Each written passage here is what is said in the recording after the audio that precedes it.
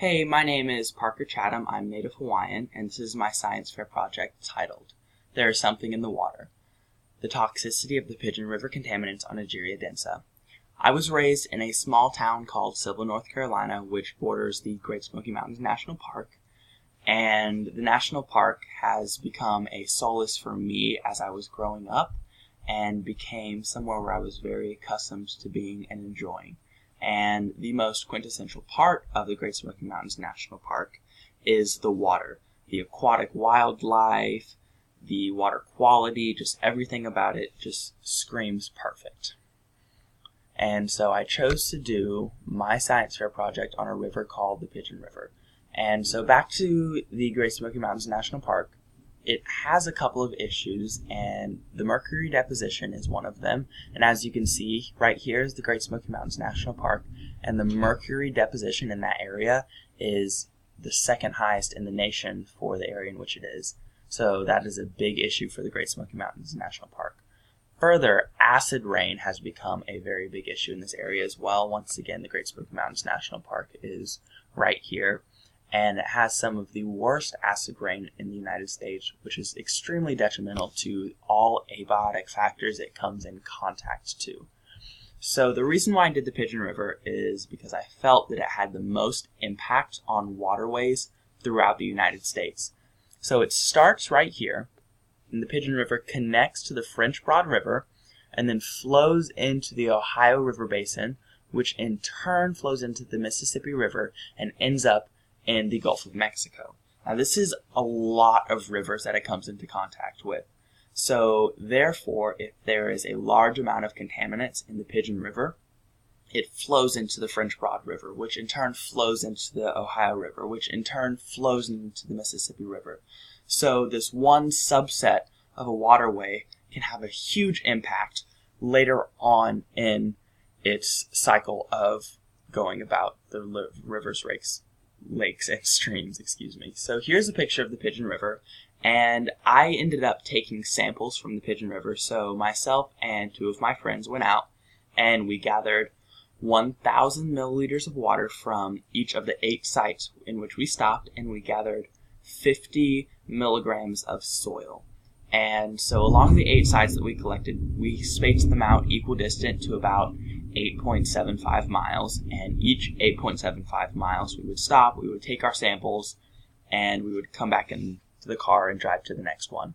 And so these plants right here are the ones that we tested on. This is called Egeria densa.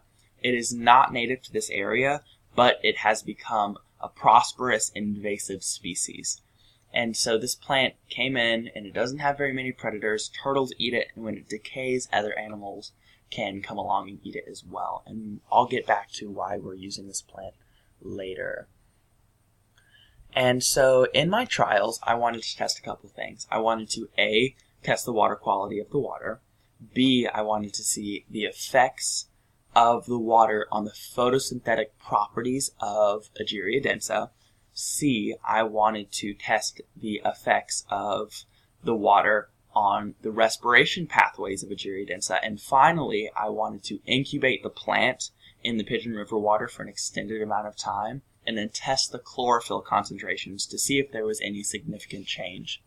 So we'll go right into photosynthesis trials. So in these trials, what I did is, let me just go back up really quickly. In these trials, what I did is I had a controlled light source, and there was no other light coming into my little area. And right here I have my Vernier dissolved oxygen probe, which connected to a little machine that kept track of the dissolved oxygen at all points in time. And so I kept the plant in this little area, and it was in water, submerged, so it could go about photosynthesis. And I monitored the dissolved oxygen levels, which in turn monitors the photosynthetic production. And as you can see here, this chart is a little misleading because it makes it seem like our control was so much worse. But what this is really showing is how unstable the photosynthetic rate of all the sites were.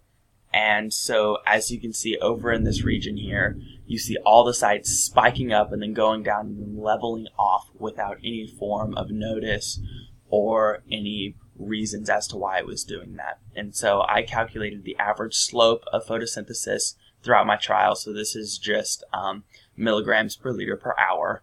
And as you can see, the control had the highest dissolved oxygen production, and then it went to site A and so forth, so on and so forth. And then I calculated R-square values to see if my slopes could truly come up with any form of statistical significance. And what I found was, with photosynthesis, there were no slopes high enough, correlated enough to use for statistical value. Therefore, basically the slopes didn't mean anything. And so I had to do another test called a 2-prop t-test. And what this does is it compares your data to the control, and it tells you the probability that the same exact results from your control could happen again without your manipulation, also known as by chance. And so the lower your p-value, the more conclusions you can draw from it. And as you can see, all of my sites, I had p-values that were 0, which means I could draw conclusions from each and every single one of these trials, which I did. Next, I went into the cellular respiration pathways when incubated in the water. So I just stuck it in the water again. I had the dissolved oxygen probe, and what I did is I took an initial amount, which is over here, and I measured how much it decayed over time. And so in cellular respiration, it takes in oxygen as something that it uses to go about creating energy. And I just measured the slope throughout. And when we go down to our slopes, you can see that our control has a very much lower slope, also known as dissolved oxygen intake, than site H, which was the very last of our sites along the river. And so site H was the most contaminated and also directly next to a farm. And then I ran R-squared values again, and as you can see, all these R-squared values are above 0.9, so I could say that my slopes could prove statistical significance, And just to make sure that these were correct, I went ahead and ran my 2-prop t-test again, and I saw the same results where the trials could not have happened by chance. It must have been from my manipulation. And finally, I went on to chlorophyll concentrations, and this was a procedure that involved extracting the chlorophyll with a chemical called acetone. And what I found is, after incubation for a week, I saw that my control had the highest amount of chlorophyll concentration, and then it went all the way down to site H, which had the lowest chlorophyll A and chlorophyll B concentrations. And next, I calculated slopes, and I gave each of my sites a number, like A was number 1, B was 2, therefore I was able to calculate my slope to the most accurate concentrations I could get. And so the chlorophyll A slope was a negative slope, and as you went along, you lost about 0.59 milligrams per gram of chlorophyll A, and the same with chlorophyll B, but 0.46 milligrams. And then I looked at my R-squared values again and found that they were both significantly high, therefore I could draw conclusions, which I did. And then, once again, just to make sure, I ran my 2-prop t-test, and what I found was that I can only draw conclusions from site D to H, which I can use in some sense because this just shows me that sites A, B, and C were not contaminated enough to prove anything. And so in my conclusions, I said that as you went along the river, the photosynthetic production was not significantly different to draw conclusions from. But when you went to the respiration, we saw a very distinct pattern, and the statistics were very distinct as well. And then when you went to the chlorophyll concentrations, the same thing occurred, where it was a very distinct pattern. And I actually know why they were in these patterns, so let me go up to the chlorophyll concentrations again.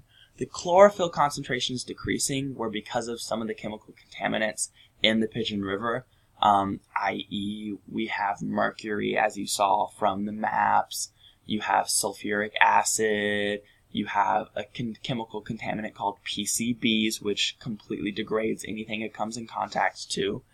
And then the reason why the cellular respiration rates were so different was because along the way the temperature of the water increased, and so every single site we went along, of course our control had the lowest because it was just room temperature, and then highest, and then site A through H the temperature slowly rose, and which would sort of make sense because in cellular respiration, when you increase temperature, metabolism happens quicker.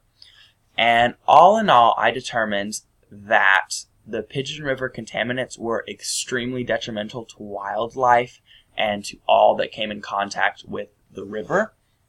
And what I found in my trials actually really helps with cleanup methods when it comes to fixing these rivers. Egeria densa ended up sucking in all of the contaminants from the water, or part of them, and what I did is I tested the same water multiple times, and so I would put the plant in, leave it in there for about a week, take it out and replace it, and what I found was that the plant just soaked in all the contaminants and kept it within its leaves, and so this could be applied to where people could use this plant to clean up contaminated rivers if they were safe, of course. And the drawback to that is that Egeria densa is a non-native species and extremely invasive. Therefore, it can have many negative impacts to waterways if it comes loose and it's not controlled.